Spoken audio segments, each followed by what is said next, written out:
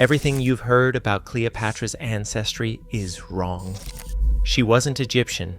She was Macedonian Greek, descended from Alexander the Great's general, and her family sealed their bloodline through 10 generations of sibling marriage. Of 15 royal unions, at least 10 were brother and sister. But if her origins were so strictly guarded, why does her true ancestry still spark debate today? And what secret set Cleopatra apart from every ruler before her? Ptolemy, a Macedonian from the rugged north of Greece, watched as Alexander the Great's empire fractured in the chaos of 323 BC. With Alexander dead, his generals scrambled for power. Ptolemy didn't wait for permission. He made his move in a way that would stun both friend and rival. As Alexander's funeral procession wound its way toward Macedonia, Ptolemy intercepted it in Syria. He seized the embalmed body of his former king and brought it to Egypt, parading it through Memphis and later Alexandria. This was more than a bold theft. It was a claim to legitimacy. By controlling Alexander's remains, Ptolemy cast himself as the rightful heir in the land of the pharaoh. Within 2 decades, he did what no outsider had managed since the days of the Persian kings. In 305 BC, Ptolemy crowned himself pharaoh, Ptolemy the Soter, the savior. But he was no native Egyptian. He founded a new capital, Alexandria, on the windswept Mediterranean coast, designed by Greek architects and soon home to the Great Library. The city became a beacon of Greek culture and scholarship, drawing philosophers, scientists, and poets from across the ancient world. For Egyptians, the arrival of this foreign dynasty meant new rulers with unfamiliar customs and language. For the Ptolemies, it meant a kingdom to remake in their own image, one where power, culture, and bloodline would be fiercely guarded for centuries to come. In 283 BC, a royal wedding shocked the ancient world. Ptolemy II, son of the dynasty's founder, married his full sister, Arsinoe II. They called themselves the Philadelphoi, literally, the sibling lovers. Their union wasn't a secret or a scandal swept under the rug. It was their public identity, stamped on coins and carved into temple walls. For the Ptolemies, this was more than a personal choice. It became dynasty policy. Across nearly 3 centuries, sibling marriage moved from exception to expectation. Of the 15 royal marriages recorded during the Ptolemaic era, at least 10, possibly 11, involved full brothers and sisters. The names repeat with almost ritual precision. Ptolemy marries Cleopatra. Cleopatra marries her brother. Their children repeat the cycle. Historian Sheila Ager has traced this pattern, showing how the Ptolemies used incest as a tool to concentrate power, keep outsiders away from the throne, and reinforce their claim to divinity by imitating the gods. The practice was almost unheard of among Greeks, but in Egypt, it became the backbone of royal tradition. Each generation tightened the circle. Marriage within the family wasn't just tolerated, it was celebrated, announced in royal titles, and enshrined in law. The dynasty's bloodline stayed stubbornly Macedonian Greek, as rulers refused to let foreign families or even distant cousins threaten their grip on power. This radical tradition would shape every branch of Cleopatra's family tree, setting the stage for consequences that rippled through generations. Generations of sibling marriage left the Ptolemaic family tree tangled and compressed, with the same ancestors looping through Cleopatra's pedigree 4 or even 5 times. This wasn't an accident. It was a deliberate strategy. By refusing to marry outside their own bloodline, the Ptolemies created what modern genealogists call a genetic echo chamber. The dynasty's obsession with endogamy meant that, for nearly 3 centuries, the royal blood remained overwhelmingly Macedonian Greek. But there was one exception.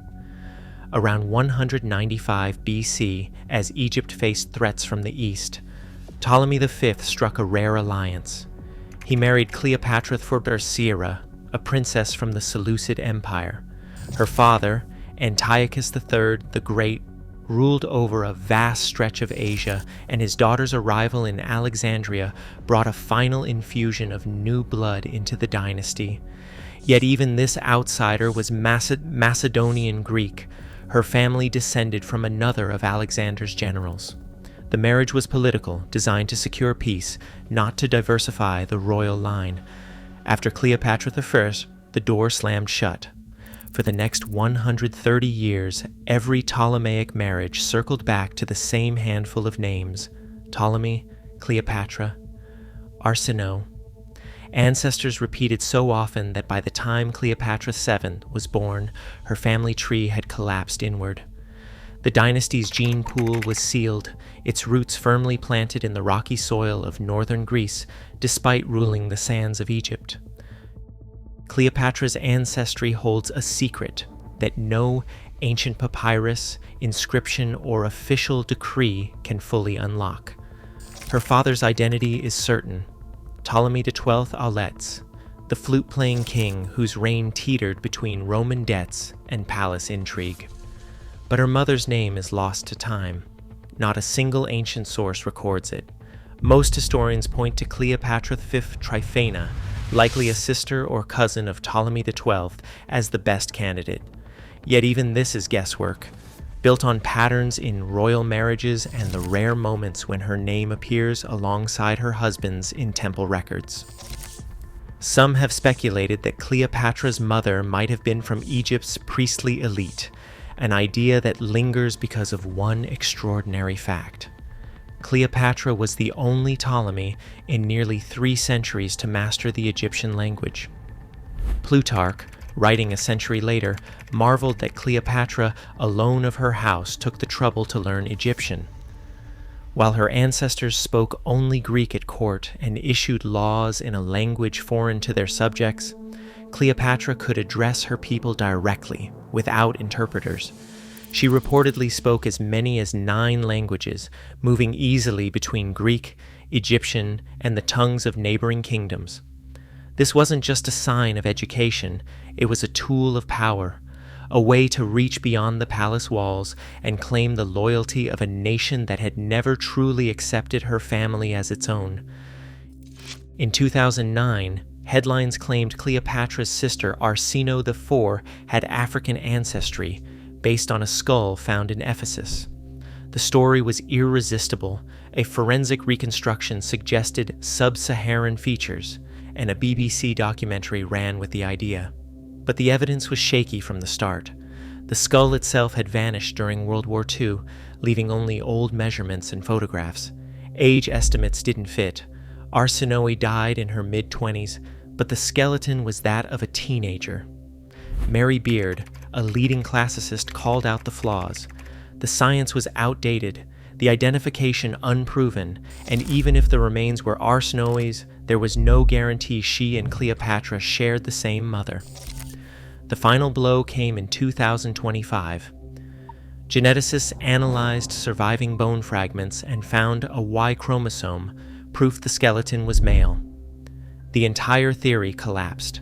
With the DNA myth debunked, researchers turned to evidence that couldn't be faked or lost: coins minted in Cleopatra's own lifetime. Between 51 and 30 BC, her portrait appeared on silver tetradrachms and bronze coins across Egypt and the eastern Mediterranean. The face stamped on these coins is unmistakably Greek: strong jaw, hooked nose, and a diadem in her hair. No modern myth or Hollywood casting can erase what these ancient coins reveal. Octavian understood that wars are won not just with armies, but with stories. As Cleopatra and Mark Antony gathered their fleet at Actium in 31 BC, Octavian's campaign was already underway, on the battlefield and in the Roman imagination.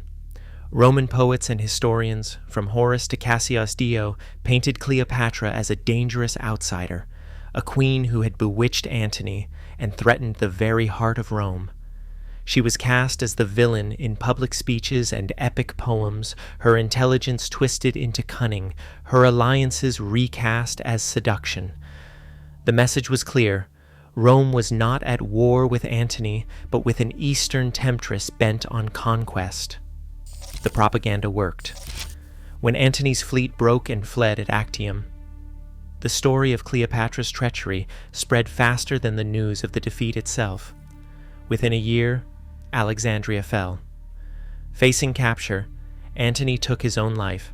Cleopatra followed, dying by her own hand in 30 BC. Octavian, now Augustus, paraded his triumph through Rome, displaying spoils and prisoners, but erasing the queen's legacy. He ordered the execution of Caesarion, Cleopatra's son, to stamp out any claim to the throne. With Cleopatra's death, the Ptolemaic dynasty vanished, ending 275 years of Greek rule in Egypt. The last pharaoh was remembered not for her lineage or her leadership, but through the lens of her conquerors, a legend shaped by enemies and a legacy lost to the victor's pen. Cleopatra's ancestry defies myth, and so does the search for identity itself. In an age of DNA tests and shifting narratives, what we accept as truth shapes how we see the world. History isn't just about the past, it is a mirror, reflecting who we choose to be today.